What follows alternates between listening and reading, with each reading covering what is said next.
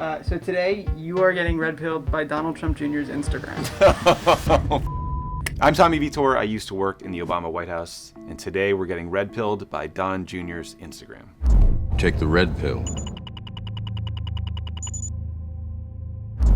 Clip number 1. Going to talk about internet censorship and what's going on right now. Does anyone think it's a total Okay, the voice is really hard. There's just HGH just swimming around this whole scene. You know, you think Dan Bongino is that big without some help? Little suppy sups? Come on. Also, like, there are 3 dead things in this shot. I count, there's a buck, there's an antler.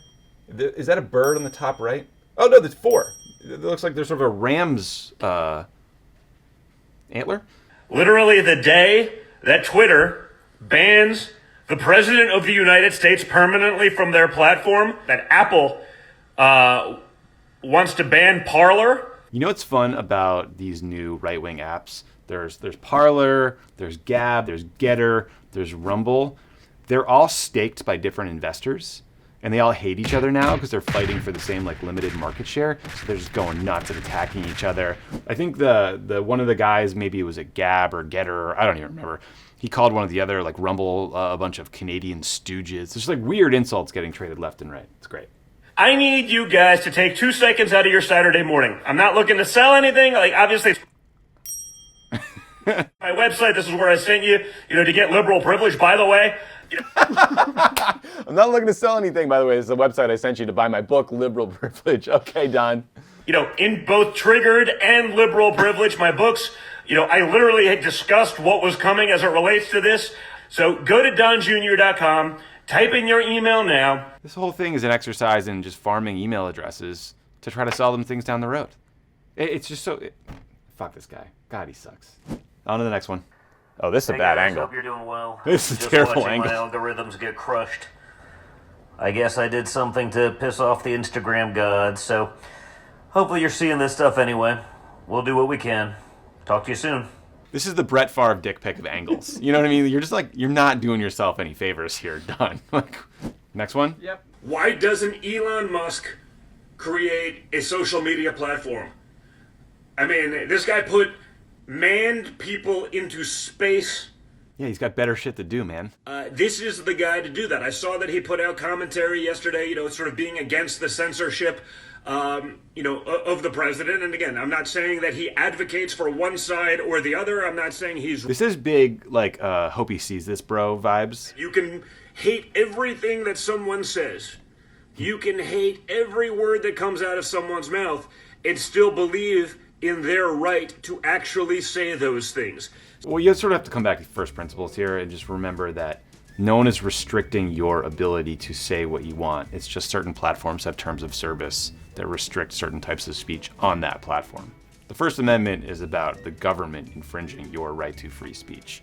It's not about Twitter saying that everyone in America has a constitutional right to put out COVID disinformation. That doesn't exist. That's not in the Constitution. Again, if you can put manned people into space, I think you could do Twitter much better. Thirsty. I think most of the claims made by conservatives, whether it's Ted Cruz, Donald Trump, are made in bad faith. The thing they always claim is that they were, quote, shadow banned. Shadow banning is when a social media company doesn't kick you off the service, but they just make it so that no one really sees your post. These social media sites have claimed over and over and over again that they are not shadow banning conservatives. I believe them. Marjorie Taylor Greene is an interesting example because I think that her goal was to get kicked off Twitter. She wants to be the victim. She wants to have big tech lording over her because she can take that, send it to an email list of a couple million people and use it to raise money. And it's not just me that thinks that. Dan Crenshaw, who is a right-wing Republican from Texas, has made this point as well. So there's a part of it just sort of like being a victim is part of the right-wing conservative identity. That's not a new phenomenon. That's sort of reactionary conservatives feeling like they're under siege or the victims is a very old political tactic in U.S. politics. At the end of the day, I think not having someone like MTG on Twitter is probably good for the world. I mean, remember that guy Milo Yiannopoulos, whatever? Haven't thought of him in a while, right? Because he got deplatformed on all these places, and he can't spread his hate speech. Next clip. Guys, what's going on? Just wanted to let you know, pretty excited. I'm going to be joining Cameo I'm going to be on there, and a portion of those. Oh, I forgot he was on Cameo. It's so funny. How much fucking money do you need? How many more of these do we have? How is it? Good. It looks like you're enjoying yourself. Oh, yeah, that looks like you're enjoying. Okay, you okay? You I'm okay. okay? That's genuinely funny. That is a great piece of content. I'm completely sincere here. That's a funny, cute video, simple caption, shareable, viral, whatever. It'll make you laugh. It'll maybe make you agree. That's great. It's good work. I doubt Don made it. It's tagged to at the gay who strayed. I want more information on that. I would tag at the gay who strayed and be like, what's your deal? Whatever happened to follow the science? Whatever happened to Steadicam? How many guns are there? 1, 2, 3, 4, 5, 6 guns. Seems the Biden administration only follows the science when it actually suits them. Do you think that Don follows the science? In his personal life, yes. I bet he is double vaxxed, boosted, wears a mask when he's nervous. I bet he is a big baby who doesn't like going to the doctor, doesn't like getting shots, doesn't want to be sick, and is absolutely following all the best CDC guidelines and then ranting about them on Rumble. Got some memes. See, this is good, right? Like, on one level, Don, I feel this one. I'm with you, man. It's not going to end until we say enough is enough and end it. Yes, if everybody got vaccinated. I agree with Don on the frustration. We just got to get to the right solution. His dad's actually pushing the right solution. He's saying get vaccinated, get boosted. Winter is coming, unvaxxed peasants. For the unvaccinated, you're looking at a winter of severe illness and death for yourselves, your families, and the hospitals you may soon overwhelm. Don, I wonder what the people who spent years bitching about mean tweets think about this one. So that's a quote from the White House website at the bottom. Yeah. Yeah, I mean, it was an effort to warn people because they have been poisoned by disinformation from people like Donald Trump Jr., who think that the vaccine won't help them, that it could harm them. Telling people that they're sheep if they get vaccinated or wear a mask is going to dissuade them from doing the things they need to do to protect themselves. I mean, like, there's no other way to spin what this is. Don's Instagram is just anti-vaccine.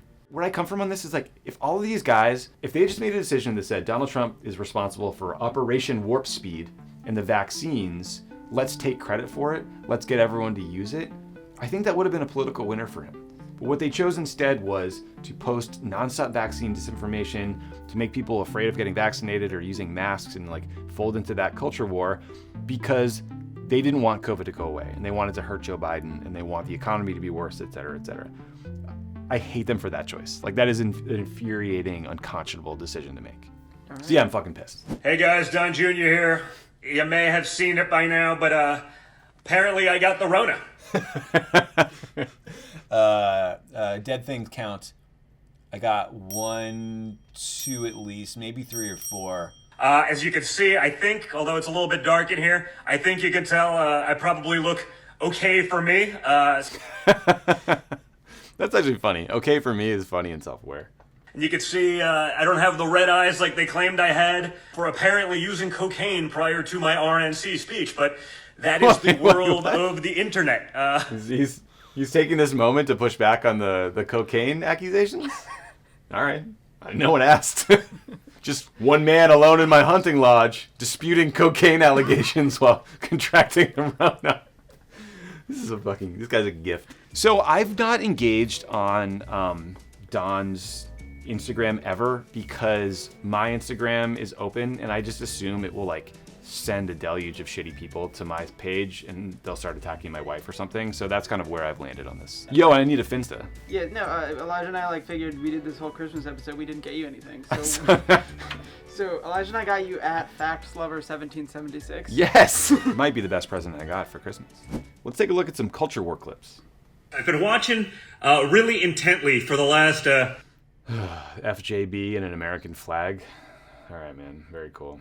Few months, and the left has gone so insane that I think we're actually have a chance at winning the culture wars. And remember, right? It's not that we're losing the culture wars because we're not right.